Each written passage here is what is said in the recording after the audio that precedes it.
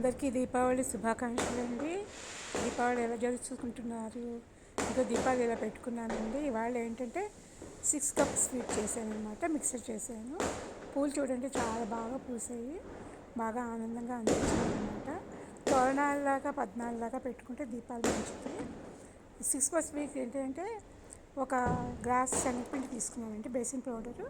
దాన్ని బాగా ఎర్రగా వేయించేసిన తర్వాత అందులో ఏంటంటే 2 గ్లాసెస్ పంచదార అండి. మిగతావన్నీ 1 గ్లాసే అనమాట. నెయ్యి 1 గ్లాసు, కొబ్బరి 1 గ్లాసు, నెక్స్ట్ ఏమో పాలు 1 గ్లాసు. ఇట్లా అన్ని 1 గ్లాస్ తీసుకోవాలి. పంచదార ఒక్కటి మాత్రం 2 గ్లాసెస్ తీసుకుని మొత్తం కలిపేసేసిన తర్వాత స్టవ్ వెలిగించండి. అది బాగా మంచిగా పలుచగా అయిపోతుంది అనమాట. దగ్గరికి వచ్చేదాకా తిప్పుతూ ఉండాలండి. కొంచెం కూడా వదలొద్దు, ఉండలు కట్టేస్తుంది.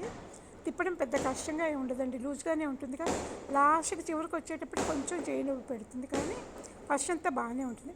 ఇలా హోల్స్ కింద పడేటప్పుడు మనం తీసేస్తే కనుక గుల్లగా భలే వస్తుందండి. చూడండి ఎంత బాగా వచ్చిందో. దీన్ని వేడిగా ఉండగానే పీసెస్ కింద కట్ చేసేసుకుంటే మంచిది అనమాట. లక్ష్మీదేవికి ఈ స్వీట్ అంటే చాలా ఇష్టం. శనగపిండితో ఏ చేసినా సరేనండి, చాలా ఇష్టంగా తింటారు అమ్మవారు. ఇదేంటంటే మిక్సర్ అనమాట. కార్న్ఫ్లాక్స్ అటుకులు వేయించి మిక్సర్ చేశాను. ఇట్లా నూనె ఎక్కువగా ఉండకుండా ఉండడానికి ఇట్లా చిల్లుల దాంట్లో కనుక వేయిస్తే నూనె ఎక్కువగా పట్టదండి. నూనె ఎక్కువ పీల్చడం కూడా పీల్చదు అనమాట. మనకి నూనెలోంచి వేయించిన ఇది ఉండదన్నమాట. దీనిలోని కరివేపాకు కూడా వేయించుకోవాలి. కొంచెం గులశనగపప్పు, అటుకులు అన్ని. కరివేపాకు హైలైట్ అండి. జీలకర్ర కారం వేసుకుంటే బాగుంటుంది.